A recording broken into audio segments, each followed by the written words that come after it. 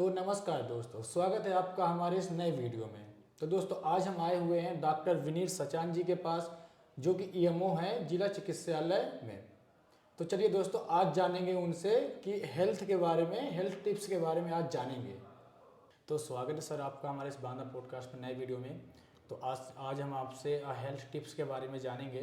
तो आप पहले कुछ आप अपना इंट्रोडक्शन दे दीजिए हमारी ऑडियंस को। नमस्कार दोस्तों, मैं इस समय जिला चिकित्सालय बांदा में ईएमओ के पद पर तैनात हूँ। मेरा नाम डॉक्टर विनीत सचान है। मैं विगत 2006 से इस ज़िले की सेवा दे रहा हूँ। इसी जिला अस्पताल में तैनात हूँ। तो सर आपने एमबीबीएस कहाँ से किया, किस कॉलेज से किया है? मैं 2001 का बैच का पास आउट हूँ और मैंने जो है एमबीबीएस लाला लाल प्रसाद मेडिकल कॉलेज मेरठ से एमबीबीएस किया है मैंने। जी। इसके बाद मैंने 4 साल दिल्ली में एज ए जूनियर रेजिडेंट काम किया है जी। और वहाँ मैंने कई हॉस्पिटल में काम किया है, जैसे कि हिंदू राव हॉस्पिटल दिल्ली में सर्जरी में जेआर के रूप में काम किया है। इसके बाद मेडिसिन में भी काम किया है और मौलाना आज़ाद मेडिकल कॉलेज में भी काम किया है। उसके बाद 2006 से इस ज़िले की सेवा दे रहा हूँ। तो सर अब बदलते मौसम के हिसाब से तो हमारी बॉडी में क्या क्या प्रभाव पड़ सकते हैं? जैसे कि इस समय देखा जा रहा है कि मौसम बदल रहा है। इस समय ठंडी का सीज़न आ रहा है और बारिश भी हो रही है, तो इसमें बॉडी में काफ़ी चेंजेस होते हैं, क्योंकि इस समय ज़्यादातर वायरस, बैक्टीरिया, प्रोटोजोआ ज़्यादा एक्टिव रहते हैं जी। और ये हमारे शरीर को हानि पहुंचाते हैं। इससे कई तरह की बीमारियां होने लगती हैं। इसमें बैक्टीरियल, वायरल, प्रोटोजोअल बीमारियां होती हैं जी। और इसमें जैसे सर्दी, जुखाम, बुखार, पेट दर्द, डायरिया, ये मेन कॉमन बीमारियां होती हैं। और बच्चों में निमोनिया इस समय ज़्यादा होता है। और जो ओल्ड एज लोग होते हैं, इसमें जो है दमा की बीमारी ज़्यादा होती है। तो इस तरह से कई तरह की बीमारियां जो है इस मौसम परिवर्तन से होती हैं। जी। तो सर बदलते मौसम के हिसाब से अपने हम बॉडी का कैसे ध्यान रखें? बदलते मौसम में जैसे कि हम सभी को पता है कि सबसे पहले तो हमको प्रॉपर डाइट लेनी चाहिए, जी। प्रॉपर एक्सरसाइज करनी चाहिए और प्रॉपर निद्रा होनी चाहिए। ये तीन चीज़ें ऐसी हैं कि अगर आदमी रेगुलर करता है तो हमें जो है मेडिसिन की ज़रूरत नहीं पड़ती है। जी। तो जैसे मौसम बदलता है, अगर हमें ठंडी की सीज़न है तो उसमें गर्म पेय पदार्थ ज़्यादा लेना चाहिए, ठंडी चीज़ें नहीं खाना चाहिए। अगर मौसम गर्मी का है तो उसमें ठंडी चीज़ें लेना चाहिए जी।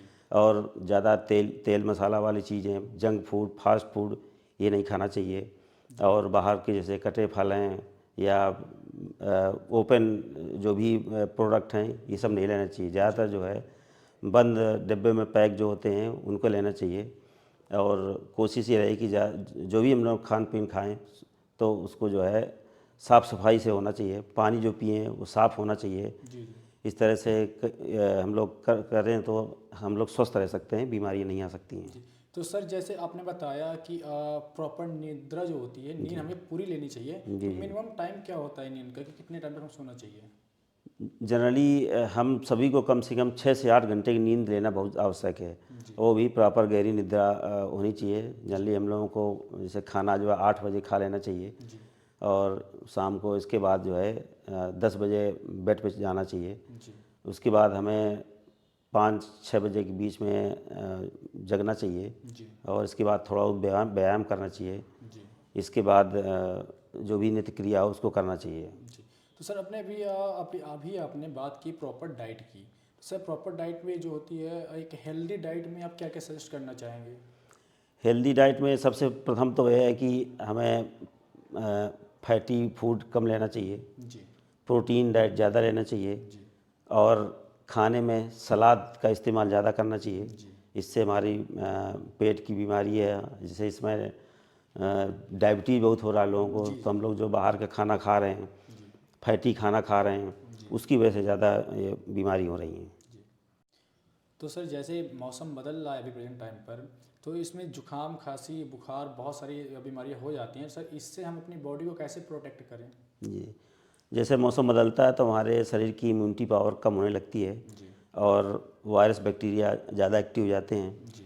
तो इसके लिए हमें सर्वप्रथम तो खान पीन का बहुत ध्यान रखना ध्यान रखना चाहिए। चाहिए।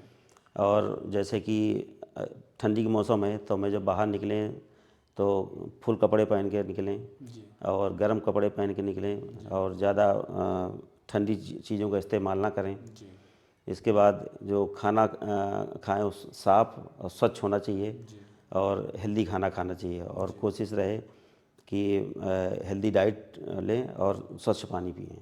जी। तो सर जैसे अभी आपने इम्यूनिटी की बात की है, तो इससे हम सर कैसे बूस्ट कर सकते हैं? इम्यूनिटी के लिए तो सबसे सर्वप्रथम तो हमारा जो है खाना ही होता है। जी खाना हेल्दी फूड लेना चाहिए। जी दूसरा एक्सरसाइज, जी अगर प्रॉपर पर डे एक्सरसाइज कर रहे हैं तो इससे भी हमारी शरीर हेल्दी होता है। और पानी जो है साफ़ पानी पीना चाहिए, तो इससे हम लोगों की इम्यूनिटी बन रहती है। और ज़्यादा दवा का इस्तेमाल कम से कम करें और शारीरिक व्यायाम, प्रॉपर निद्रा और हेल्दी फूड इसका इस्तेमाल ज़्यादा करें। तो सर जैसे आपने पानी वाटर की बात की, पीने वाले स्वच्छ पानी पीना चाहिए, तो उस पानी को हम क्या गर्म करके भी पी सकते हैं? अगर हमारे पास आरओ या फिल्टर नहीं है, हमारे पास जैसे टैप वाटर है या हैंडपम्प का पानी है, जी उसको अगर हम ज़्यादा स्वच्छ रखना चाहते हैं या तो सबसे हम उसको पानी उबाल लें, उसको एक बर्तन में रख लें, उसके बाद ठंडा हो जाए उससे उसको पिएं। इससे हम जो है कुछ बीमारियों से बचे रह सकते हैं। जी। तो सर 2020 ईयर में एक वायरस आया था, कोरोना, तो सर उसके बारे में आप क्या कहना चाहेंगे? 2020 में कोरोना महामारी आई थी जी और ये एक कोविड-19 के नाम से भी जानी गई थी और इसमें बहुत लोगों की मौत हुई थी। जी और ये एक वायरस जनित बीमारी थी और ये जो है सीधे हमारे लंग या फेफड़े को इफ़ेक्ट करती थी। जी उसमें हमारे फेफड़ों में सांस लेने की क्षमता कम हो जाती थी और जो ऑक्सीजन का जो ट्रांसपोर्ट था वो कम हो जाता था, जिससे जो है बॉडी में ऑक्सीजन की कमी होने लगी थी। इससे बहुत काफ़ी लोगों की मौत हुई थी। जी तो इसमें जो है बहुत से गाइडलाइन आई कि मास्क लगाना चाहिए जी जी और सैनिटाइजेशन, प्रॉपर डिस्टेंस जी और हॉस्पिटलाइजेशन। तो इस तरह से उसको हम लोगों ने किसी तरह से कवर किया। बहुत लोगों की जानें बचाई गईं और जिनके लंग में फाइब्रोसिस हो गई थी उनको हम लोग नहीं बचा पाए। इसके बाद गवर्नमेंट की तरफ से वैक्सीनेशन का प्रोग्राम आया, जी जो सभी लोगों को वैक्सीन लगाने के लिए जो है कहा गया था और ज़्यादातर सभी लोगों को फर्स्ट और सेकंड डोज लगी। उससे ये महामारी कंट्रोल हुई। इसके बाद से ये इनका जो कोविड-19 वायरस था ये कमज़ोर पड़ गया और हमारे फेफड़ों को घातक नहीं रहा। हालांकि अभी भी कोविड-19 के वायरस हैं, लेकिन जो वैक्सीन लगी है जी उससे जो है ये वायरस कमज़ोर पड़ गया और हम लोग को इम्यूनिटी से बढ़ी और हम लोग स्वस्थ हुए। जी। तो सर जैसे कि गवर्नमेंट ने वैक्सीनेशन की जो शुरू की थी, तो उसके कारण काफ़ी लोगों का मानना है कि उसके कारण हार्ट अटैक आ रहा है लोगों को, तो क्या ये सही है? आप बताएंगे कुछ इस पर? नहीं, ये तो टोटल भ्रांति है, मिथ्या है। जी एक्चुअली जो वैक्सीन होती है वो कोई मेडिसिन नहीं होती ना, हमारे शरीर पे कोई वो ऐसा कोई एक कार्य करती है। ये सिर्फ एंटीजन होती है जो एंटीबॉडी बनाती है, उससे हमारे शरीर के रोग प्रतिरोधक क्षमता बढ़ती है। जी और इससे कोई हार्ट अटैक या कोई इससे लेना देना नहीं। बहुत तरह की लोग भ्रांतियाँ फैलाई कि ये हो जाएगा, वो हो जाएगा, हार्ट अटैक हो जाएगा, ब्रेन हेमरेज हो जाएगा। ऐसा कुछ नहीं है। इस समय जो हार्ट अटैक ज़्यादा लोगों को हो रहा है, जी तो इस समय हम सब लोग देख रहे हैं कि हम लोग जो लाइफ स्टाइल है हम लोगों की सबकी बदल चुकी है। हम लोगों को लोग जो है कोई फिजिकल एक्सरसाइज नहीं बची है। जी हमारे जो है बच्चा जो स्कूल जाता है तो घर के बाहर से ही तुरंत बस में जाता है, सीधे स्कूल में बस में उतरता है। स्कूल में भी कोई फिजिकल एक्टिविटी नहीं जी जी है और ना कोई खेल कूद की ज़्यादा व्यवस्था है। सीधे बच्चा इसके बाद बच्चा सीधे घर आ जाता है और घर में भी कोई खेल कूद का नहीं रहता है और सिर्फ वो मोबाइल ले लेता है, बस दिन भर मोबाइल लिए बैठा रहता है। इसलिए हमारी शरीर की क्षमता दिन पर दिन घटती जा रही है। इससे जो है जब हमको कोई अचानक कोई स्ट्रेस या अचानक जो कोई ज़्यादा काम में बर्डन पड़ता है तो हमारा शरीर पर लोड पड़ता है। लोड पड़ेगा तो हमारा जो है हार्ट उस पर ज़्यादा पंप करता है। इससे जो हार्ट अटैक की समस्या ज़्यादा आने लगी है। तो दोस्तों जैसा कि अभी सर ने बताया कि वैक्सीन की वजह से आपको कोई हार्ट अटैक नहीं आया है, ये सिर्फ और सिर्फ आपकी जो फिजिकल एक्टिविटी होती है, इम्यूनिटी सिस्टम होता है वो कमज़ोर है, या फिर आपका खान पीन जो है उसकी वजह से। क्योंकि आप गुड डाइट लेंगे, अच्छी डाइट लेंगे तो आपको ये प्रॉब्लम नहीं आएगी। आप एक्टिविटी कीजिए या फिर आप एक्सरसाइज कीजिए तो उससे ये प्रॉब्लम आपको नहीं होगी। तो सर कोरोना आने के बाद लोगों में हार्ट अटैक की जो परसेंटेज वो है वो कुछ ना कुछ बढ़ी है कि नहीं बढ़ी? जी। हाँ, कोरोना से हमारी लाइफ स्टाइल बहुत चेंज हुई है। जी जैसे कि आपने देखा होगा ज़्यादातर जितने संस्थान थे बंद कर दिए गए थे और सारा वर्क टू होम कर दिया गया था, तो इससे लोगों का जो है फिजिकल एक्सरसाइज एकदम जीरो हो गई थी। तो उसकी वजह से जो है ये खतरा बढ़ा, लोगों की एक्सरसाइज कम रही और घर में ही लोग काम करते रहे। और जैसा कि आप पता है कि आप घर में बैठे रहेंगे का और बैठे बैठे खाना खाएंगे, काम नहीं करेंगे, फिजिकल एक्सरसाइज नहीं करेंगे, और इसके बाद एकदम से ऑफिस खुले, सब लोग दौड़ भाग करने लगे, जाने लगे, तो इससे जो है हार्ट अटैक लोगों को ज़्यादा आने लगा। स्ट्रेस बढ़ गया, काम का बोझ बढ़ गया लोगों का। पर जो काम हमको जो है 4 दिन में 10 दिन में करना था वो 24 घंटे करना पड़ा। इसलिए जो है ये परसेंटेज कोरोना जो है हार्ट अटैक का बढ़ा उसमें जो है, और स्ट्रेस भरी लाइफ हो गई जो है, इससे जो है हार्ट अटैक का खतरा और बढ़ गया है। तो कहीं ना कहीं ऐसा भी है कि स्ट्रेस के कारण हार्ट अटैक ज़्यादा होता है? हाँ, ये तो फैक्ट है कि जो है जो स्ट्रेस सबसे बड़ा कारण होता है हार्ट अटैक का। जी और कई अन्य चीज़ें होती हैं कि जैसे कि एल्कोहल है, और हम लोग ड्रग एब्यूज़र हैं जैसे, उनमें भी ये खतरा ज़्यादा बढ़ता है। तो ये खान पीन की वजह से भी सारी चीज़ें बढ़ती हैं। तो सर क्या अल्कोहल की वजह से भी हार्ट अटैक आ सकता है? हाँ, एल्कोहल भी इसका बहुत बड़ा कारण होता है, क्योंकि एल्कोहल जो भी लोग एल्कोहल लेते हैं तो हमारी नसों जो जो होती हैं वो ब्लॉक हो जाती हैं। उसमें एक टर्म होता है एथेरोस्क्लेरोसिस, जो हमारी जो है खून की नलियाँ होती हैं वो मोटी होने लगती हैं, और उससे जो है ब्लड का फ्लो कम हो जाता है, इससे ब्लड का प्रेशर बढ़ने लगता है उसमें।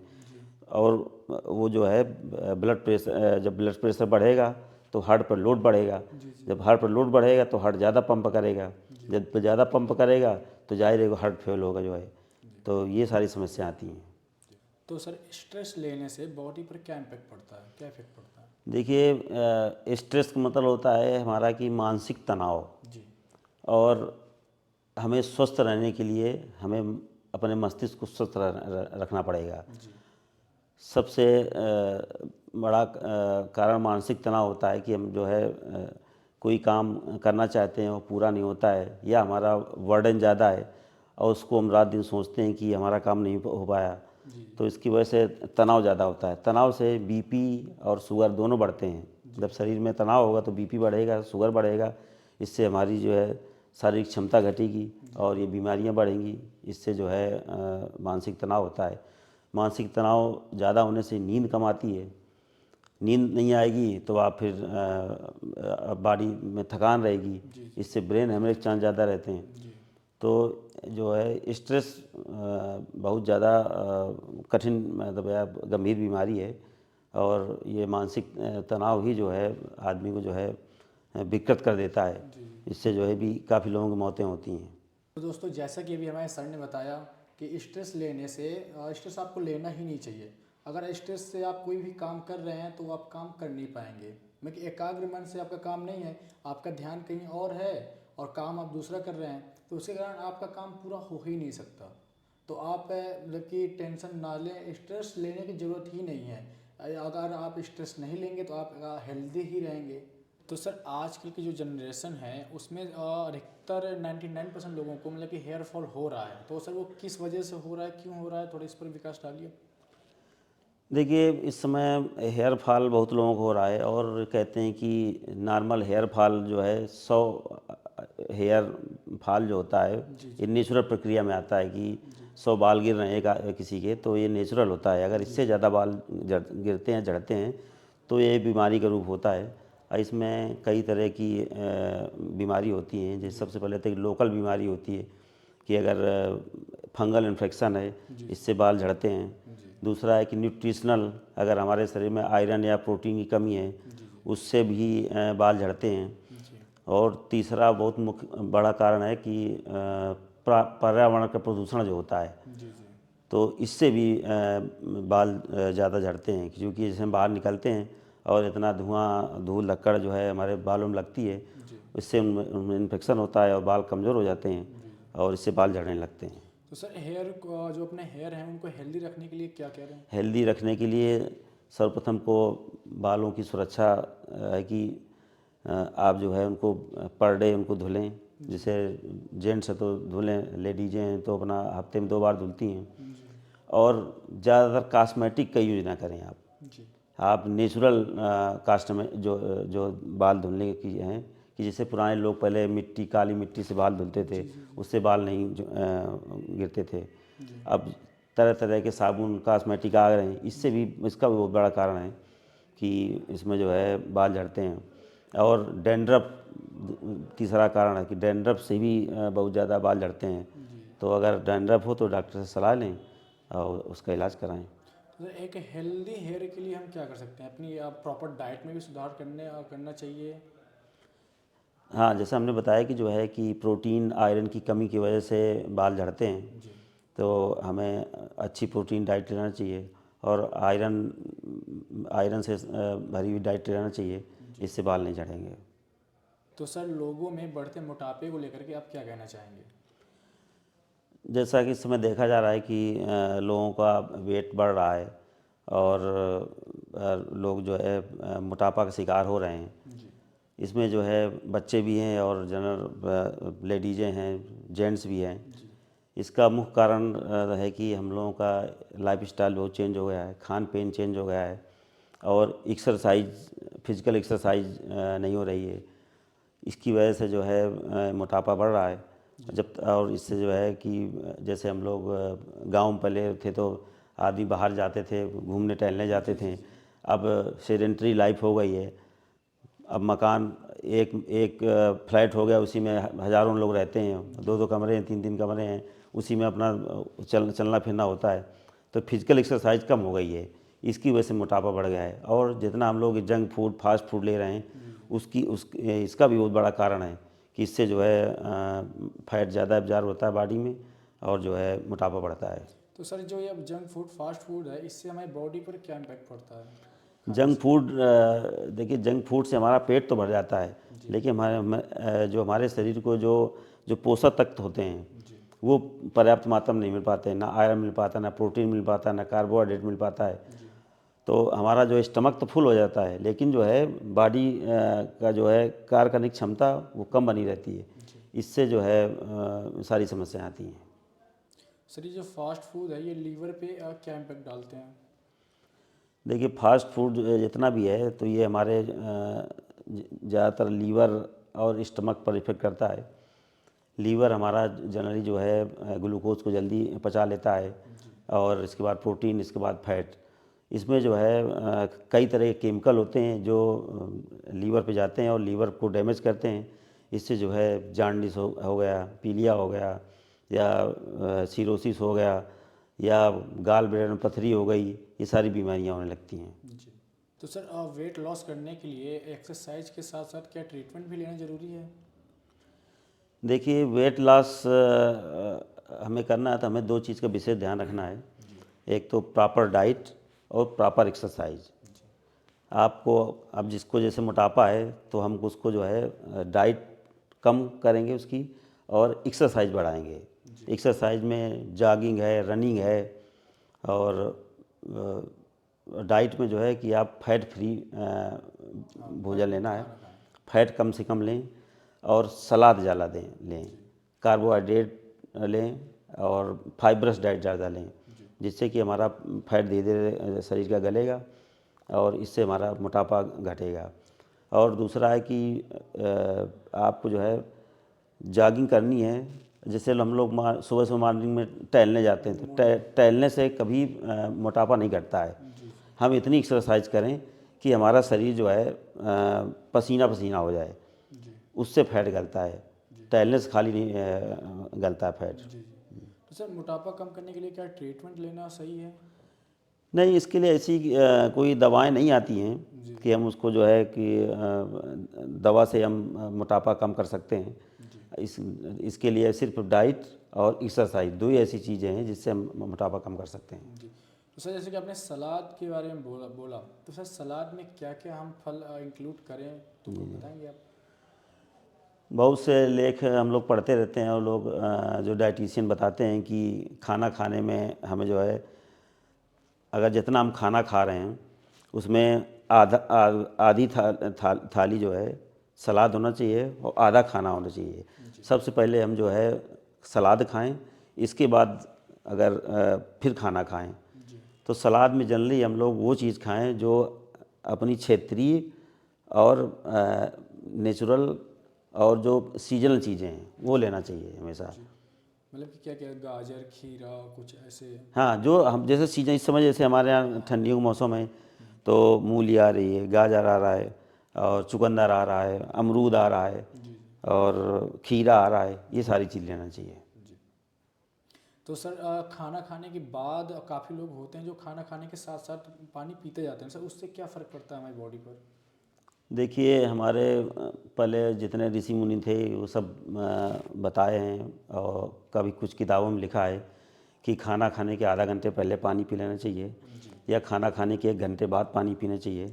खाना खाने के साथ में कभी पानी नहीं पीना चाहिए, क्योंकि हम जो खाना खा रहे हैं उसके बाद जो हमारे शरीर में एंजाइम बनते हैं उसके साथ पानी पी लेंगे तो एंजाइम डाइल्यूट हो जाते हैं और उससे जो है इन्फेक्शन चांस ज़्यादा रहते हैं। इसलिए हमेशा खाना खाने के आधा घंटा पहले पानी पिएं या खाना खाने के 1 घंटे बाद पानी पिएं। जी। तो सर रात का जो खाना होता है वो हमें किस टाइमिंग पर खाना चाहिए? जनरली तो ऐसा कहा गया है कि खाना जो है सूर्यास्त के बाद नहीं खाना चाहिए, जी लेकिन अब इस समय भाग दौड़ की ज़िंदगी है जी तो और इतनी लाइफ स्टाइल चेंज हो गई कि हम लोग जनरली खाना का 10 बजे 11 बजे लोग खा रहे हैं, जी जी लेकिन ये खाना जो है खाना अच्छा नहीं है। आप हमेशा खाना खाएं तो सूर्यास्त से पहले खा लें या बहुत हो तो 8 बजे शाम को खाना रात में खा लें और खाना खाने के तुरंत बाद बिस्तर पर न जाएं कभी। जी खाना आप 8 बजे खाएं, इसके घंटा 2 घंटा आप टहलें, इसके बाद बेड पे जाएं। इससे आपकी पेट की कोई बीमारी नहीं होगी और ना तो एसिडिक समस्या होगी ना पेट साफ होने की समस्या होगी। सर ये बीपी की जो समस्या है ये आजकल आम समस्या बन गई है, ये छोटे छोटे बच्चों में भी हो जा रही है, तो सर इसके बारे में आप क्या कहना चाहेंगे? देखिए, इस समय बीपी की समस्या हो रही है, इसी से हमें जो है हार्ट अटैक और ब्रेन हेमरेज हो रहा है। जी जी तो बीपी की समस्या ये हमेशा खान पान और एक्सरसाइज की वजह से हो रही है। जी हम लोग खाना जो है इस समय हेल्दी डाइट नहीं ले रहे हैं, ज़्यादा जंक फूड ले रहे हैं। इससे क्या होता है कि हमारे शरीर में कोलेस्ट्रॉल का लेवल बढ़ जाता है और ये कोलेस्ट्रॉल हमारी जो है वेंस और आर्टरी जो खून ले जाती हैं लाती हैं, इनमें जो है जमने लगता है कोलेस्ट्रॉल। तो कोलेस्ट्रॉल जब जमेगा तो इनकी जो थिकनेस होती है, मोटापन हो जाता है और इनकी जो है जो फूलने की क्षमता होती है वो कम हो जाती है। इससे जो है जब ब्लड जाता है और नली सक्रिय होती हैं तो प्रेशर से जाता है, इससे ब्लड प्रेशर बढ़ने लगता है। तो सर जो लो ब्लड प्रेशर होता है, हाई ब्लड प्रेशर होता है, उस पर आप क्या कहना चाहेंगे? देखिए, लो ब्लड प्रेशर कोई किसी समस्या बीमारी नहीं है।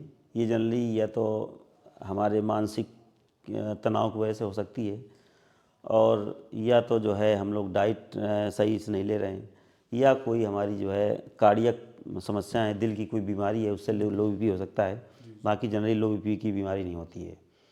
और रही बात हाई बीपी की, तो हाई बीपी एक समस्या है और जैसे हमने बताया कि जो है ज़्यादा फैटी डाइट लेने से शरीर में कोलेस्ट्रॉल बढ़ जाता है, उससे बीपी बढ़ने लगता है। बीपी बढ़ने से हमारी ब्रेन, गुर्दा, लीवर और हार्ट सभी पे इफेक्ट करता है। तो सर जैसे लो ब्लड प्रेशर हो जाए उसमें सर क्या करें हम? जनरली हम लोग जो घरेलू नुस्खे हैं उसमें जैसे कि हमारा बीपी लो होता है तो सबसे पहले हमें सर दर्द की शिकायत होगी या चक्कर चक्कर आएगा और काम बैठने का मन करेगा। तो अगर ऐसा हमें लगता है कि चक्कर आ रहा है या घबराहट हो रही, बेचैनी हो रही है या पसीना आ रहा है तो सर्वप्रथम घर में हम नमक पानी का घोल बनाएं, उसमें थोड़ी चीनी डालें और उसका सेवन करें। उससे जो है हमारा बीपी कंट्रोल होगा और इससे राहत मिलेगी। और सर हाई ब्लड प्रेशर का क्या इलाज हो सकता है? हाई ब्लड प्रेशर भी कुछ ऐसे लक्षण हो कि सीवियर सर दर्द होगा और पल्पिटेशन, हार्ट बीट हमारी बढ़ेगी, जो बढ़ती है, और पसीना भी उसमें भी आता है। इसके लिए अगर हमें हाई ब्लड प्रेशर के ऐसे लक्षण होते हैं तो इसमें घरेलू इलाज तो ऐसा कुछ नहीं है। इसके लिए आप तुरंत डॉक्टर से संपर्क करें और उसका इलाज शुरू करें। तो सर नॉर्मली हमें बीपी की जो मेडिसिन टैब है वो हमें कितने वक्त लेनी चाहिए? देखिए, जनरली जैसे हम लोग जो है बीपी बढ़ा और हम लोग गए और किसी मेडिकल स्टोर से पूछा कि भैया बीपी बढ़ गया, उसकी दवा दे दीजिए। मेडिकल स्टोर वाला दे देता है और हम लोग खा लेते हैं, बीपी डाउन हो जाता है। फिर इसके बाद किसी दिन बढ़ा, 2-4 दिन 10 दिन बाद फिर ले लिया। ऐसा कभी नहीं करना चाहिए। हमेशा डॉक्टर से सलाह लें और अपना बीपी नपवाएं। अगर बीपी बढ़ा है तो उसको पहले आप डाइट और एक्सरसाइज से कंट्रोल करें और 1 आध महीने उसको आप जो है ये वॉच करें। इसके बाद अगर नहीं कंट्रोल होता है, उसके बाद फिर अस्पताल जाएं और डॉक्टर से सलाह लें। बीपी की दवा बिना डॉक्टर की सलाह से ना तो लें और ना तो बंद करें, क्योंकि अगर आप बिना डॉक्टर की सलाह से आपने बंद कर दिया बीपी की दवा और अचानक बीपी बढ़ गया तो आपका ब्रेन हेमरेज चांस बढ़ जाते हैं। इसलिए उसको जितनी मात्रा में डॉक्टर बताए उतना लेना चाहिए। और कंटिन्यू बीपी दवा लेने से हमारा गुर्दे की समस्या होती है, गुर्दा और लीवर दोनों इफेक्ट करता है। तो इससे जो है कोशिश ये रहे कि बीपी और शुगर ये सब दवाइयाँ कम से कम खानी पड़ें। इसके लिए आप रेगुलर डाइट और एक्सरसाइज करें।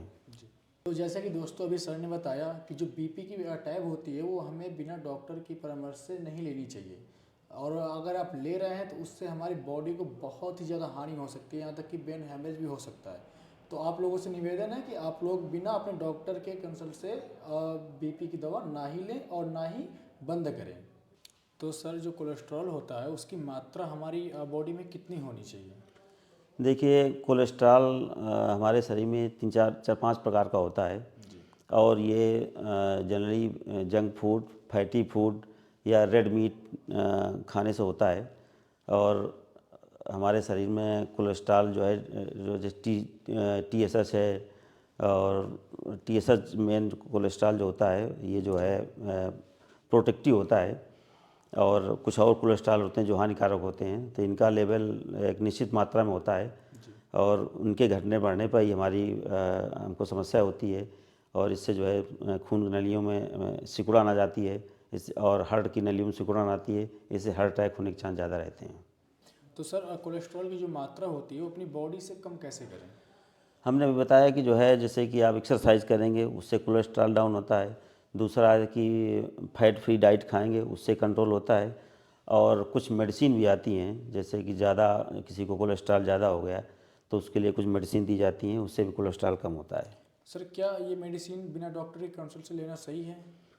नहीं, हमें पहले तो जांच करानी होगी। ये ब्लड से जांच होती है इसकी, ब्लड में जो है कोलेस्ट्रॉल कितना है, उसी हिसाब से हमको दवा लेनी है कि जिस हिसाब से कोलेस्ट्रॉल, अगर कोलेस्ट्रॉल बहुत ज़्यादा है तो उस हिसाब से डोज ज़्यादा लेनी है, अगर कम है कोलेस्ट्रॉल तो मेडिसिन कम लेनी है।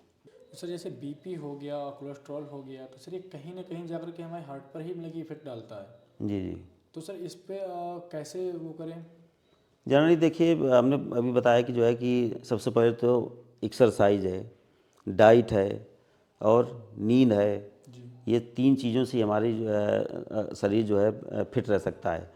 तो अगर हम फैट फ्री डाइट खाएंगे, एक्सरसाइज करेंगे और प्रॉपर नींद, टेंशन मुक्त ज़िंदगी जिएंगे, इससे हम जो है स्वस्थ रह सकते हैं और बीपी, शुगर, कोलेस्ट्रॉल सारे कंट्रोल रह सकते हैं।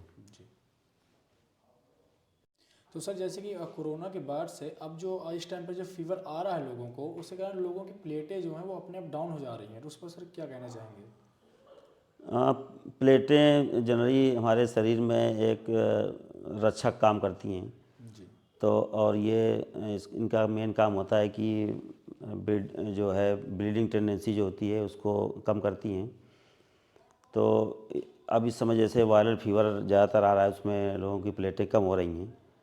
तो इस समय ये कि नई तरह की बीमारी है कि जैसे एक बीमारी डेंगू है, उसमें प्लेटें कम होती थीं, लेकिन इस समय जो वायरल फीवर आ रहा है उसमें डेंगू निगेटिव निकलता है और प्लेटें कम होती हैं। तो ये भी कोई एक वायरस जनित बीमारी है जी।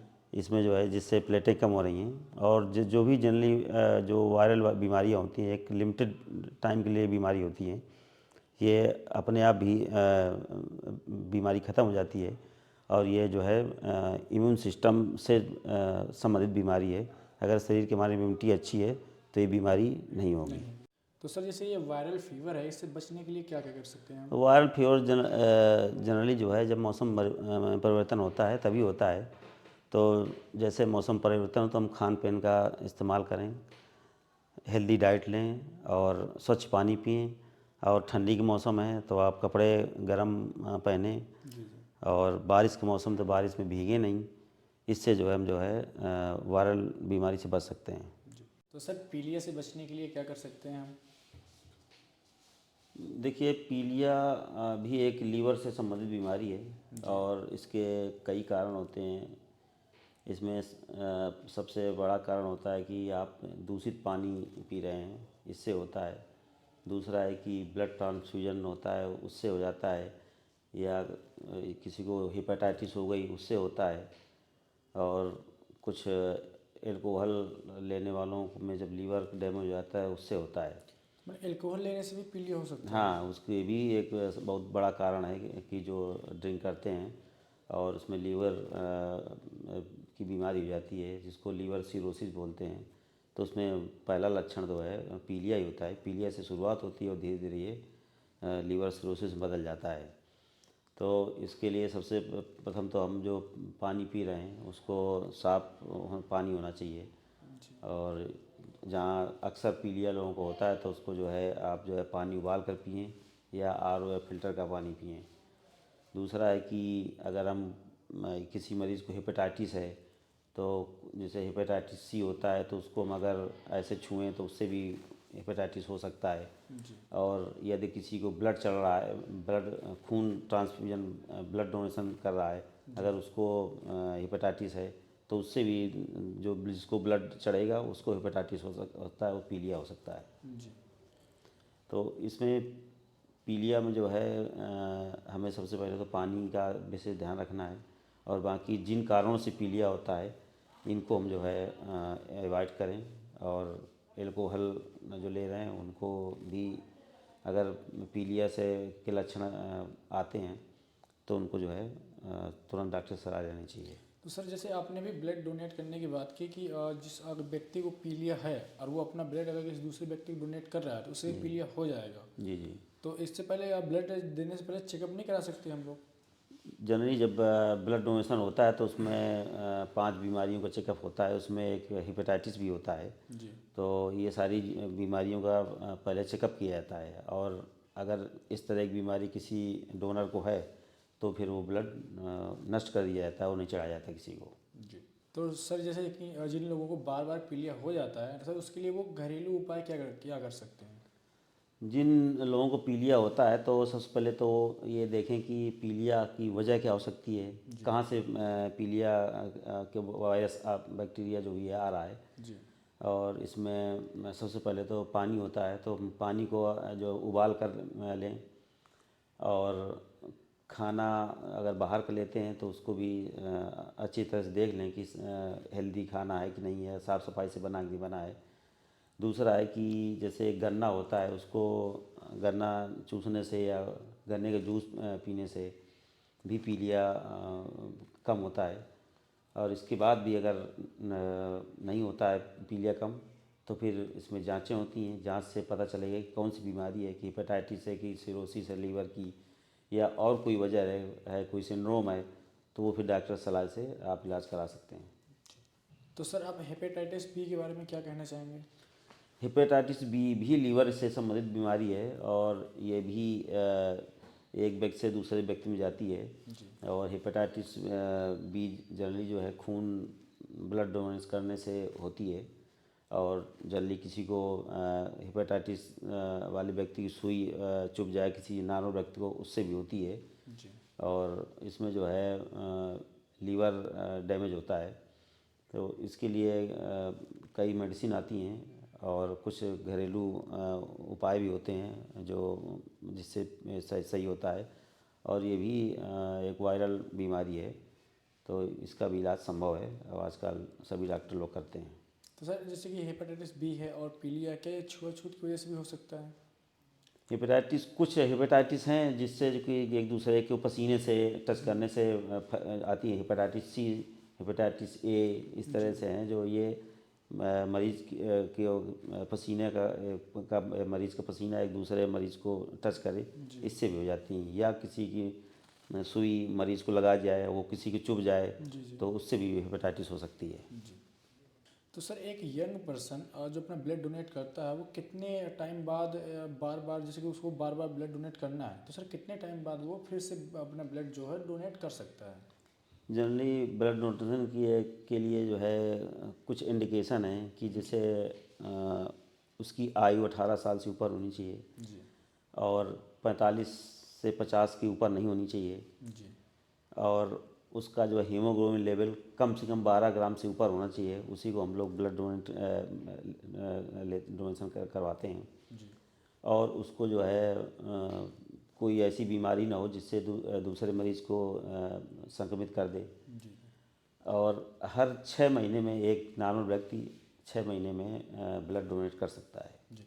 तो सर जैसे कि आपने भी बताया कि ब्लड डोनेट करने के टाइम हम जो 5 बीमारियां होती हैं वो देखते हैं, सर वो 5 बीमारियां कौन सी हैं? वो हेपेटाइटिस है, मलेरिया है, BDRL है और HBsAg है। ये सारी चीज़ें जो है उसमें हम देखते हैं। तो सर लोगों के बीच काफ़ी भ्रांति है कि हम जो ब्लड डोनेट करते हैं उसकी वजह से हमारे शरीर में कुछ मतलब कि कुछ भी मतलब कि क्षमता अपनी जो है वो कम हो जाती है, पावर कम हो जाती है, कुछ ऐसा है? ये बहुत बड़ी भ्रांति है कि हम अगर ब्लड दे देंगे तो हमारे शरीर में खून की कमी हो जाएगी या शरीर कमज़ोर हो जाएगा या रोग लग जाएंगे।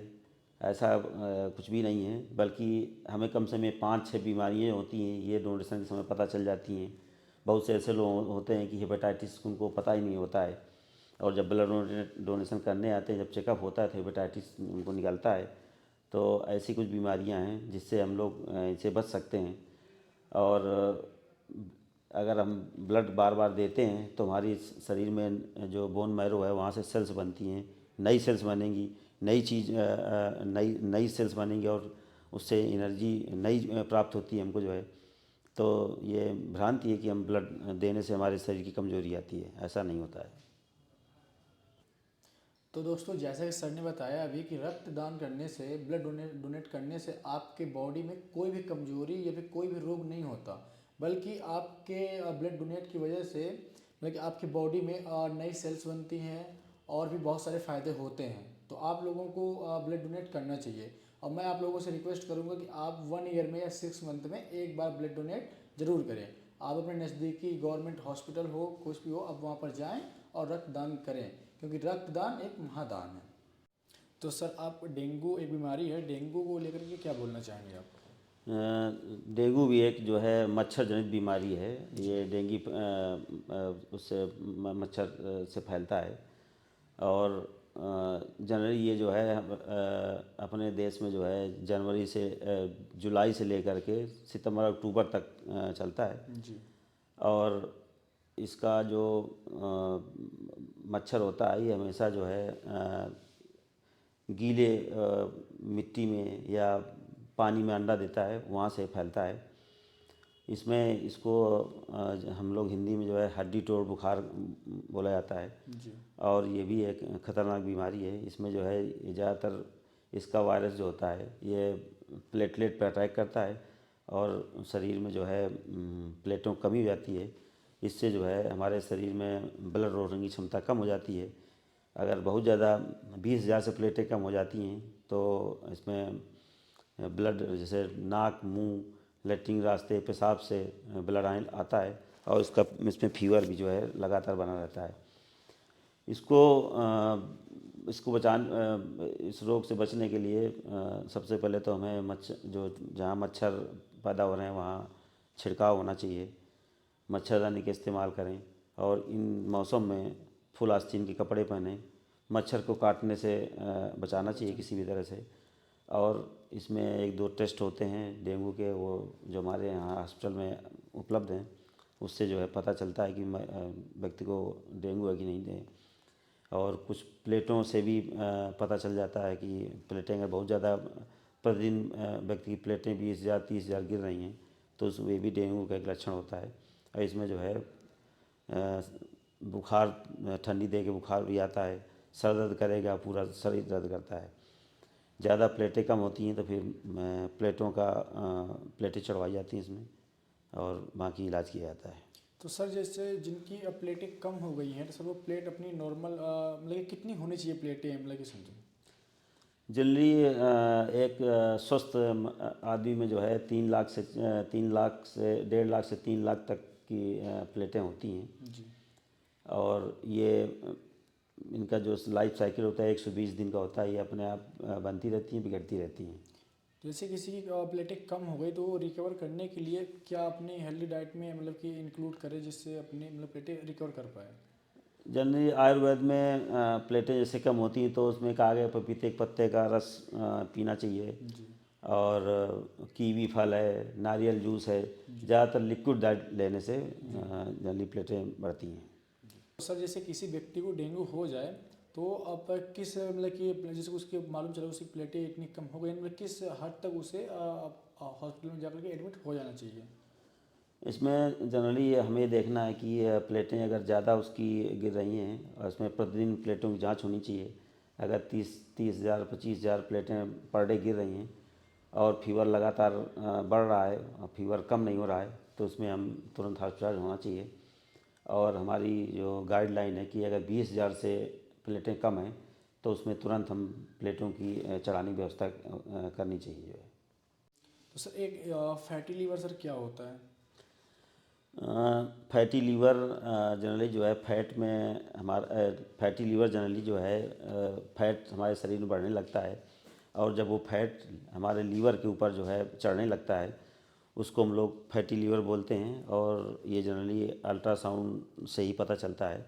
जी। और ये जैसे हमने बताया कि डाइट, अगर आदमी प्रॉपर डाइट नहीं ले रहा है, फैटी डाइट ले रहा है, उससे हो जाता है। और एक्सरसाइज नहीं कर रहा है, उससे हो जाता है। फैटी लीवर की सबसे बड़ी समस्या होती है कि इससे व्यक्ति को डायबिटीज़ होने के ज़्यादा चांस रहते हैं। जी। तो इसलिए जिसको भी फैटी लीवर हो तो उसे तुरंत डॉक्टर सलाह लें जिससे कि शुगर ना होने पाए। जी।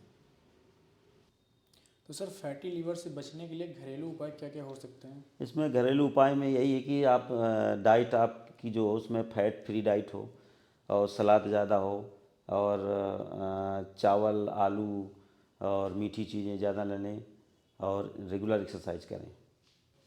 तो सर जो खाना होता है, खाना बनाने में किस तेल का मतलब कि कौन से तेल की जो मार्केट में तेल उपलब्ध हैं उन तेलों का उपयोग करना चाहिए और या फिर जो सरसों का तेल होता है उन तेलों का?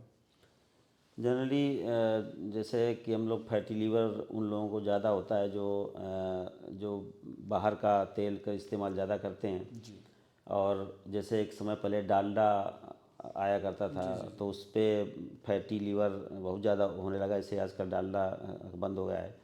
और अब कई तरह के तेल मार्केट में आते हैं।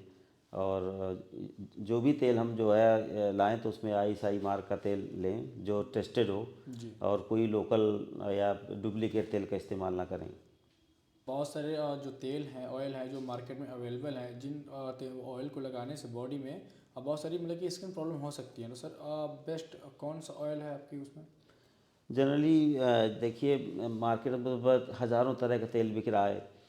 और आपको रास्ते में जाएंगे, गली चलते हुए तमाम दुकान में बाहर लोग रखे रहते हैं दुकानें, वहाँ भी तेल बेचते हैं। और जाने कितने तरह का डुप्लीकेट तेल आ रहा है जी। और जो कि शरीर के लिए हानिकारक है। जी। जी। तो हम हमेशा जो है हम लोग उसी तेल का इस्तेमाल जो ब्रांडेड तेल हो, जी। जैसे नारियल का तेल है, सरसों का तेल है, जी। इनका ज़्यादा इस्तेमाल करें। या अलसी का तेल है, जी। ये सभी तेल अच्छे होते हैं। बाकी जितने डुप्लीकेट तेल आते हैं और ये जो गली गली में जो बेचते हैं ये सब तेल नहीं लगाना चाहिए। जी। तो सर आजकल जो युवा है और महिलाएं भी हैं तो मतलब कि वो घी को ये समझते हैं कि घी खाने से हमारे बॉडी में फैट बढ़ता है, क्या वो सही है? देखिए खाने पीने से जनरली तो फैट का रिलेशन है जी कि जैसे हम लोग आजकल जैसे घी खा रहे हैं तो 90% मार्केट में जो घी आ रहा है सब डुप्लीकेट है, जी जी मिलावटी घी रहता है। और जो वो घी खाते हैं हम लोग उससे फैट ज़्यादा होता है। जनरली हम लोग जैसे हम लोग घी खाना है तो जैसे दूध लें, दूध की क्रीम निकालें और वो घर में बनाएं। सबसे अच्छा वही घी होता है, या तो देसी, उसी को देसी घी कहा जाता है। जी जी देसी। और जो मार्केट का घी होता है इसको कतई ना खाएं। क्योंकि मार्केट में बहुत तरह की जो क्रीम है जो घी के रूप में अवेलेबल है, तो वो मतलब कि अपने बॉडी को इम्पैक्ट करती है, मतलब कि वो अच्छा नहीं होता अपनी बॉडी के हाँ, लिए। वो जो है जनरली कई तरह के मिक्स मिक्स करके बनाया जाता है। जी जी। और कई तरह का ऑयल उसको फोर्टिफाइड किया जाता है या उसमें जो हाइड्रोलाइज किया जाता है, उससे बनता है। इसलिए उसको कम से अवॉइड कम करना इस्तेमाल कर चाहिए। अवॉइड करना चाहिए। तो सर ये तो बात हो गई जो मार्केट में अवेलेबल हैं घी, लेकिन सर जो घर में घरेलू तरीके से घी बनाते हैं दूध से, सर उससे भी क्या फ़ैट बढ़ सकता है? नहीं नहीं, जो घी हम अपने घर में बनाते हैं या जो जिसको शुद्ध देसी घी कहते हैं, जी या गाय की घी हो गया, भैंस का घी हो गया, जी जी तो इससे इसके ज़्यादा हानिकारक प्रभाव नहीं है। जी और इसको हम लोग सब लोग खा सकते हैं। इससे ज़्यादा मोटापा बढ़ने के चांस कम होते हैं और ये जल्दी एब्जॉर्ब हो जाता है बॉडी में। जी। तो इसको बिल्कुल खाना चाहिए। तो सर जो गाय का दूध होता है और जो भैंस का दूध होता है, इन दोनों के मिल्क में क्या डिफरेंस सर? गाय का जो दूध होता है उस वो एक्चुअली ह्यूमन बॉडी के हिसाब से वो ज़्यादा बेस्ट माना जाता है। जी क्योंकि इसमें ज़्यादातर जो है फैट, प्रोटीन, विटामिन्स ये सब एक लिमिटेड मात्रा में होते हैं। और जो भैंस का दूध होता है उसमें फैट ज़्यादा होता है, इसलिए उसको भारी कहा जाता है। ये थोड़ा पचाने में दिक्कत होती है। तो यही इतना अंतर है दोनों में कि गाय के दूध में फैट कम होता है, प्रोटीन ज़्यादा होता है। और भैंस के दूध में फैट ज़्यादा होता है और प्रोटीन कम होता है। तो सर क्या चाय और कॉफ़ी पीने से, जैसे कि बहुत सारे लोग होते हैं जो दिन में एक बार नहीं, दो बार नहीं, तीन तीन चार चार पाँच बार चाय पीते हैं, तो सर उससे क्या हमारे लीवर पर, बॉडी पर क्या इम्पैक्ट पड़ सकता है? देखिए चाय काफ़ी ये भी एक नशा होता है जी और इसका भी एडिक्शन होता है। बहुत से लोग बिना चाय के फ्रेश नहीं होते हैं, जी या जब तक 4 से 10 चाय नहीं पी लेंगे तब तक उनका मूड सही नहीं होता है। जी जी तो चाय में काफ़ी में कैफीन नाम का जो है तत्व होता है जो ब्रेन को स्टिमुलेट करता है। जी और ब्रेन में जो ब्लड की सप्लाई को बढ़ाता है। इसलिए जो है इसको चाय पीने से तुरंत स्फूर्ति आती है। कोशिश ये रहे कि चाय कम से कम पिएं।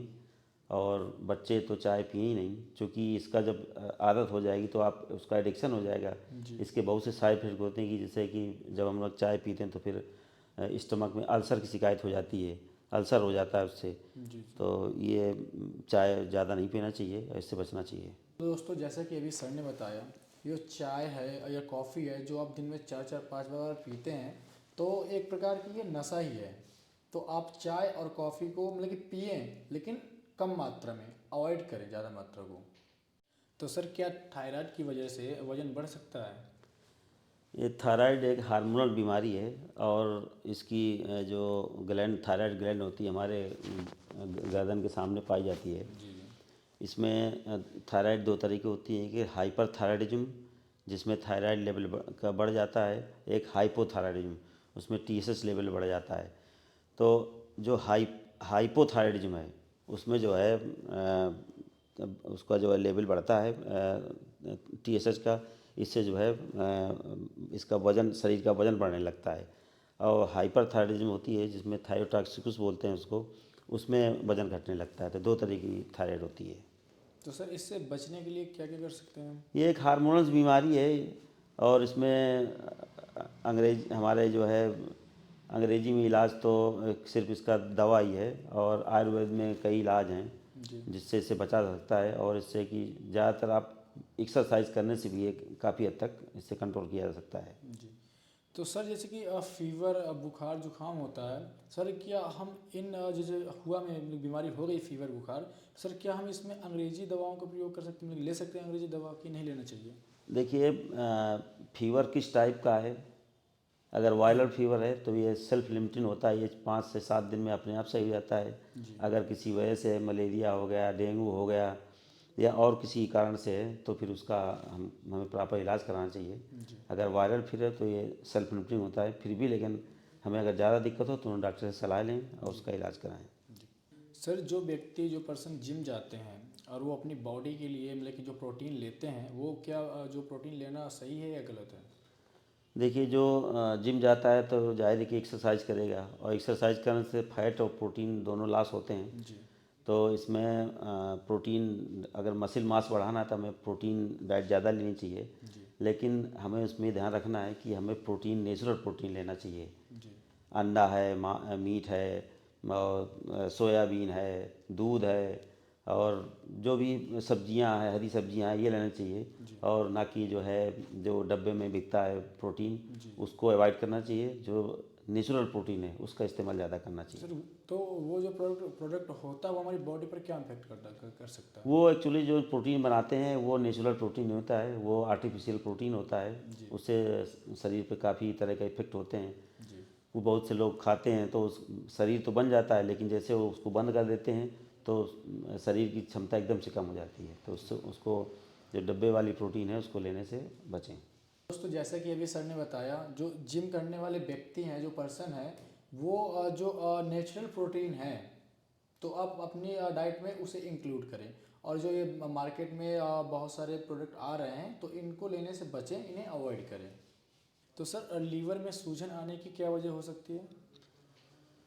लीवर में सूजन सर्वप्रथम तो कोई लीवर की बीमारी होती है उससे आती है, जैसे कि लीवर में फोड़ा हो गया, हेपेटाइटिस हो गई, या कोई और इन्फेक्शन हो गया, सिरोसिस हो गई, या जो ज़्यादा अल्कोहल या और कोई नशा लेते हैं उससे होता है। जी। तो इन सब जो हो तो इससे जो है लीवर में जो है इन्फेक्शन होता है, उससे लीवर में सूजन होती है। और ये इसकी जांच अल्ट्रासाउंड से पता चलता है। तो अल्ट्रासाउंड जांच करा करके और उसका इलाज करें। सर, जो कोल्ड ड्रिंक होती है, बहुत सारी प्रकार की आती हैं सर, वो हमारी बॉडी पर क्या इम्पैक्ट डालती हैं? कोल्ड ड्रिंक भी एक तरह का जंक फूड है, जी। और इसमें भी ये केमिकल युक्त होती है और केमिकल से बनाई जाती है। और इसमें भी जो है शुगर और कई तरह की चीज़ मिला करके, कार्बन डाइऑक्साइड उसमें डाल करके उसको बनाया जाता है। और इसमें सोडा भी मिलाया जाता है। तो ये भी शरीर के हानिकारक है, और इससे भी बहुत तरह की बीमारियां, ऐसे सर्वप्रथम तो इसमें बोन की डेंसिटी कम होने लगती है, बोन गलने लगती है।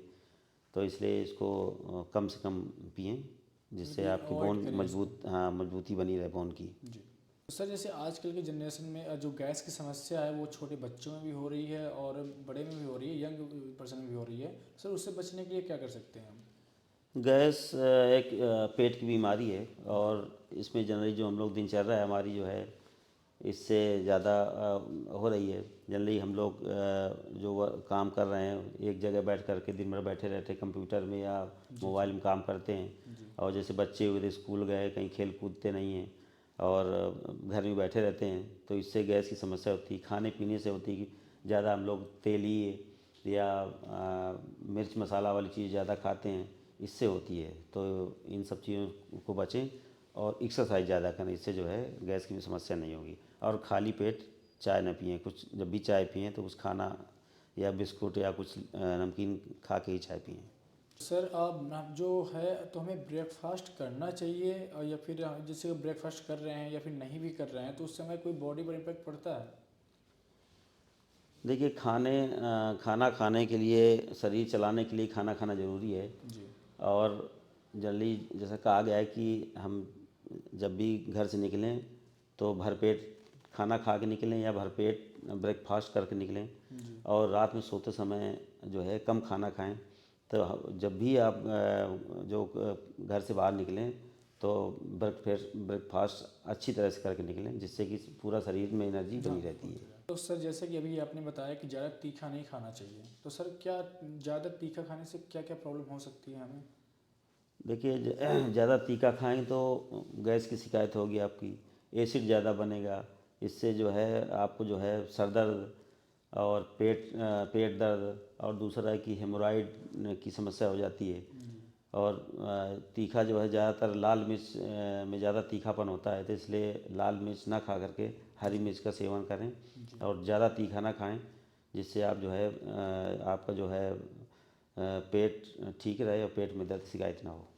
तो सर जैसे कि आजकल के मतलब कि लड़के भी खाते हैं या फिर महिलाएं हो गई वो भी काफ़ी ज़्यादा तीखा खाती हैं। तो सर क्या महिलाओं को मतलब कि इससे कोई प्रॉब्लम हो सकती है प्रेगनेंसी के दौरान? देखिए, ज़्यादा तीखा खाएंगे तो गैस्ट्रिक अल्सर, पेट में अल्सर हो जाएंगे। अल्सर होने से ज़्यादातर उल्टी और पेट दर्द की शिकायत बनी रहती है। इसलिए जो है जनरली जो है हम लोग कम से कम महिलाएं जो हैं तेल तेल मसाला और तीखा का इस्तेमाल करें, जिससे पेट की समस्याएं ज़्यादा ना हों। तो सर क्या हमारी बॉडी के लिए हमें मतलब कि अपनी बॉडी पर कितना मीठा खाना चाहिए या फिर किस मात्रा पर खाना चाहिए, फिर ज़्यादा मीठा खाने से हमारी बॉडी पर क्या क्या समस्याएं आ सकती हैं? देखिए, मीठा जो कई तरह का होता है, जैसे चीनी होती है, गुड़ होता है जी और अन्य मीठे फल होते जी हैं। जी। इन सब में अंतर होता है। और हम जो जनरली हम लोग नेचुरल जो चीज़ों से बना हुआ जो मीठा होता है उसको खाएं। गुड़ सबसे ज़्यादा फ़ायदेमंद है, जी चीनी उतनी नुकसानदायक है, फल जो हैं उतने अच्छे हैं। ज़्यादा आप मीठा खाएंगे तो शुगर की समस्या होगी, इसलिए जो जी है फल ज़्यादा खाएं, गुड़ का ज़्यादा सेवन करें जी और चीनी का कम से कम इस्तेमाल करें। जी। लेकिन गुड़ हम किसी भी ज़्यादा से ज़्यादा मात्रा में खा सकते हैं, उससे बॉडी पर कोई नहीं नहीं, गुड़ से आपको शुगर की बीमारी नहीं होगी कभी जी खाने से। जो भी बीमारी होती है चीनी से ही होती है। जी। तो सर जो गुटखा का सेवन करते हैं या शराब का सेवन करते हैं या सिगरेट स्मोकिंग करते हैं तो उससे हमारी बॉडी पर क्या इफेक्ट पड़ता है? ये गुटखा, शराब, सिगरेट ये सब नशे नशे वाली चीज़ें हैं। जी और कोई भी नशा जो होता है वो हानिकारक होता है। अगर आप सिगरेट ज़्यादा पीते हैं तो आपके फेफड़े जी में समस्या हो सकती है, सांस लेने की समस्या हो सकती है, लंग कैंसर हो सकता है। जी गुटखा खाएं तो जनरली आप देखते हैं कि गुटखा खाने से माउथ कैंसर ज़्यादा लोगों को हो रहा है। जी और अगर आप एल्कोहल ज़्यादा लेते हैं तो एल्कोहल में लीवर की समस्या होती है और ब्रेन में भी समस्या होती है। जी डायबिटिक न्यूरोपैथी और एल्कोहलिक न्यूरोपैथी, ये सारी समस्याएं हो जाती हैं। जैसे हाथ कांपने लगते हैं ज़्यादा एल्कोहल का सेवन करने से, जी नींद ना आने की बीमारी हो जाती है, भूख नहीं लगती है। तो ये सारी समस्याएं हो जाती हैं इनको सेवन करने से। जी। तो सर जो चिकनगुनिया हमें किस किस प्रकार से हो सकता है, कैसे हो सकता है? चिकनगुनिया भी एक वायरल बीमारी है जी और ये जनरली बरसात के मौसम में शुरू होती है। जी इसमें जनरली पूरे जोड़ों में दर्द रहता है और बहुत सीवियर पेन होता है। तो चिकनगुनिया में पूरे शरीर में दर्द होगा और जितने जोड़ होंगे उसमें दर्द होता है और उसमें फीवर भी आता है। तो सर इससे बचने के लिए क्या करें हम? इसको बचने के लिए इसमें जो है वैसे कोई मेडिसिन नहीं है, बस कोई पेन किलर होती हैं उसको खाई जाती हैं। जी। और बाकी मौसम परिवर्तन से बचना चाहिए। तो सर जैसे कि अभी आपने बताया कि एक व्यक्ति को तो एक प्रॉपर मतलब जो नींद होती है उसे कंप्लीट करनी चाहिए। सर काफ़ी व्यक्ति होते हैं जो नाइट पे अपना वर्क करते रहते हैं, बच्चे हैं या फ़ोन चलाते रहते हैं। तो सर वो रात में कम सो पाते हैं और उसकी वजह वो दिन में सोते हैं। तो सर इसके कंपैरिजन में नाइट में सोना सही है या फिर दिन में सोना सही है? देखिए, रात सोने के लिए बनाई गई है जी और दिन जो होता है काम करने के लिए बनाया गया है। ये जी नेचर ने बनाए रखा है हम लोग। जी लेकिन अब इस भाग दौड़ की ज़िंदगी में लोग रात में भी काम करते हैं, दिन भी काम करते हैं। इसलिए स्ट्रेस, तनाव और कई सारी बीमारियां लोगों को हो रही हैं। जी लोग मोबाइल देखते हैं, रात रात 12, 1, 2 बजे तक मोबाइल देखते हैं जी और प्रॉपर नींद नहीं ले पाते हैं। इससे मानसिक तनाव बढ़ जाता है लोगों का। जी तो सबसे अच्छी निद्रा है साउंड स्लीप, उसी को बोलते हैं कि रात को 10 बजे से और सुबह 4-5 बजे तक ये साउंड स्लीप होती है। इसमें कोई डिस्टर्बेंस नहीं होता है। अगर प्रॉपर निद्रा लेंगे तो आप मानसिक संतुलन और तनाव हमेशा सही रहेगा। सर क्या दिन में सोना सही है? जैसे कि काफ़ी लोग होते हैं 2-3 घंटे दिन में रेस्ट कर लिए, तो वो क्या सही है? वैसे तो दिन में नहीं सोना चाहिए। अगर बहुत ज़्यादा थकान है तो घंटा आध घंटा जो आप जो है रेस्ट कर सकते हैं। जी तो दिन में जो नींद आप लेंगे वो प्रॉपर नींद नहीं होती जी है, जी। इरेगुलर नींद होती है। तो सर ऐसे काफ़ी लोग होते हैं जिनको कुछ भी बीमारी हुई तो सीधा अपने फार्मासिस्ट के पास जा करके या फिर उनके पास कुछ भी दुकान में मेडिसिन टाइप मिल जाती हैं तो ले करके खा लेते हैं। तो क्या किसी डॉक्टर की भी परामर्श के बिना दवा लेना सही है?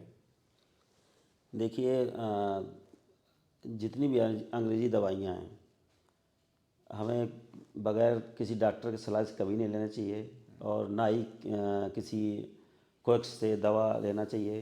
और ना ही किसी मेडिकल स्टोर में जा कर के दवा लेनी चाहिए जब तक कि आपको ये पता ना हो कि कोई ट्रेंड फार्मासिस्ट या डॉक्टर नहीं उसको दे रहा है। तब तक हमें जो है कोई भी अंग्रेजी दवा बिना डॉक्टर की सलाह के कभी नहीं लेनी चाहिए।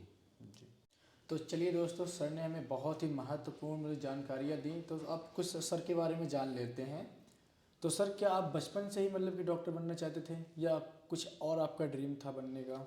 नहीं नहीं, हम बचपन से डॉक्टर नहीं बनना चाहते थे। हमारा गांव यही कानपुर ज़िले में है जी। और बहुत रिमोट एरिया में गांव है, जहाँ की हम लोग जब बचपन में 5-7 किलोमीटर पैदल जाते थे। वहाँ से हम लोग स्कूल जाते थे। इतना दूर पैदल चल के जाना पड़ता था। और हमारे गांव के करीब 6-7 किलोमीटर दूर एक अस्पताल था जी। जिसमें हम लोग अक्सर जाते थे। तो हमें डॉक्टर नहीं मिलता था वहाँ। जी। अब जब जाएँ तो पता लगा डॉक्टर साहब आए नहीं आज।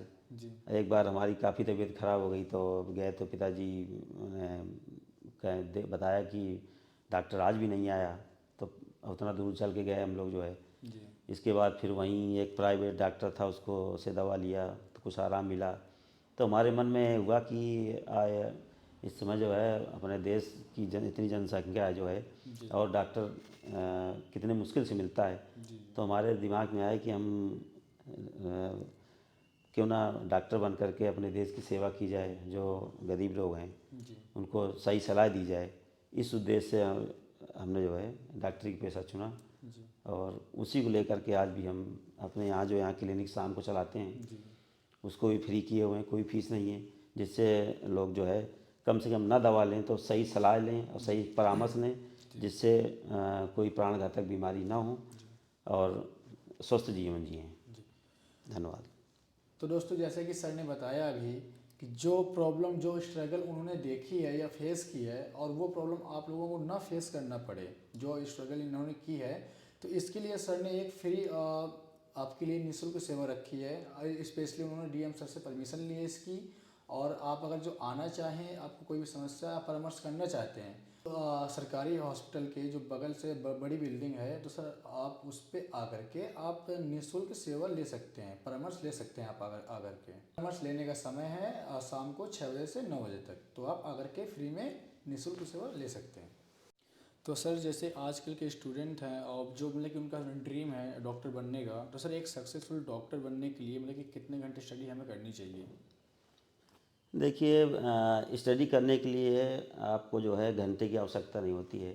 आप जितना भी पढ़ें, 2 घंटे पढ़ें, 4 घंटे पढ़ें, 10 घंटे पढ़ें, तो आप सॉलिड पढ़ें। ये नहीं कि आप जो है किताब खोल के बैठे हुए हैं, दिमाग और कहीं लगा है, मोबाइल चला रहे हैं। जी। जो भी आप पढ़ें, चाहे आप 8 घंटे पढ़ें, आप एकदम जो पढ़ें उसको जो है उसको कंठस्थ होना चाहिए उसको। जी। और देखिए, ये एक सबसे बड़ा कंपटीशन है और इसमें जो है मेहनत तो करनी पड़ेगी आपको जो है। जी। जी। तो हमारे हिसाब से कम 8 से 10 घंटा तो प्रतिदिन पढ़ना पड़ेगा, तभी आप नीट की में सफल हो पाएंगे और एक डॉक्टर बन पाएंगे। जी। जैसा कि अभी सर ने बताया कि एक डॉक्टर बनने के लिए या एक एग्ज़ाम होता है नीट का, अगर वो आप क्वालिफाई करना चाहते हो, तो ऐसा नहीं है कि आपको मतलब कि बहुत सारे लोग बोलते हैं कि आपको 20-20 घंटे या 18-18 घंटे पढ़ाई करनी पड़ती है। तो ऐसा कुछ नहीं है। आप जितने पढ़ रहे हैं वो नॉलेजेबल पढ़ें, और 1 घंटे पढ़ें या 2 घंटे पढ़ें, लेकिन मन से पढ़ें। तो सर, गवर्नमेंट हॉस्पिटल में क्या क्या जो सेवाएं हैं जो निःशुल्क उपलब्ध हैं? हमारे यहाँ जिला चिकित्सालय में प्रतिदिन संडे को छोड़ करके सुबह 8 बजे से 2 बजे तक निःशुल्क ओपीडी होती है। जी। निःशुल्क दवाएं दी जाती हैं और सभी जांचें निःशुल्क होती हैं। इसमें अल्ट्रासाउंड होता है और ब्लड की सारी जांचें होती हैं और बलगम की जांच होती है, एक्सरे होते हैं, अल्ट्रासाउंड होते हैं। ये सारी सुविधाएं निःशुल्क हैं। जी। और छुट्टी जिस दिन संडे होता है उस दिन जो है खाली इमरजेंसी सेवा चलती है। उसमें इमरजेंसी सेवा हमारे यहाँ ट्रामा सेंटर है, वहाँ एक डॉक्टर जो है 24 घंटे मौजूद रहता है और उसमें 3 शिफ्ट में ड्यूटी होती है, सुबह 8 से 2 बजे तक, फिर 2 बजे से 8 बजे तक, और रात में 8 बजे से सुबह 8 बजे तक ड्यूटी रहती है। उसमें एक डॉक्टर परमानेंट रहता है। तो सर बांदा पॉडकास्ट की टीम आपका बेहद शुक्रिया करती है, धन्यवाद करती है कि आपने अपना इतना कीमती वक्त हमारे लिए निकाला। तो सर कुछ जो आजकल की युवा पीढ़ी है तो उनको आप कुछ मैसेज दे देना चाहेंगे हमारे चैनल के उससे? जी मैं आप सभी पॉडकास्ट बांदा चैनल के साथियों को बहुत बहुत धन्यवाद करना चाहता हूँ जी कि आज आपने जो ये काम किया है इसके लिए मैं बहुत बहुत आभारी हूँ। और मैं बांदा के सभी नवयुवक लोगों को यही सलाह देना चाहता हूँ कि नशा से दूर रहें। और चूँकि जैसा कि यहाँ बांदा में नशा गुटखा शराब और लड़ाई झगड़ा ज़्यादा हो रहा है और शिक्षा कम है और अशिक्षा ज़्यादा है, इसलिए यही कहना चाहूँगा कि सब लोग अच्छी से अच्छी शिक्षा प्राप्त करें और अच्छी से अच्छी जगह पहुँचें और अपने बांदा का नाम रोशन करें। धन्यवाद। तो चलिए दोस्तों, अब मिलते हैं नेक्स्ट वीडियो में। तो अगर दोस्तों आप लोगों को कुछ भी बीमारी है, कोई भी और किसी से रिलेटेड समस्या है तो आप कमेंट में कमेंट कर दीजिए। तो अगर जो हो सकेगा तो हम आपके लिए एक नया वीडियो लेके आएंगे।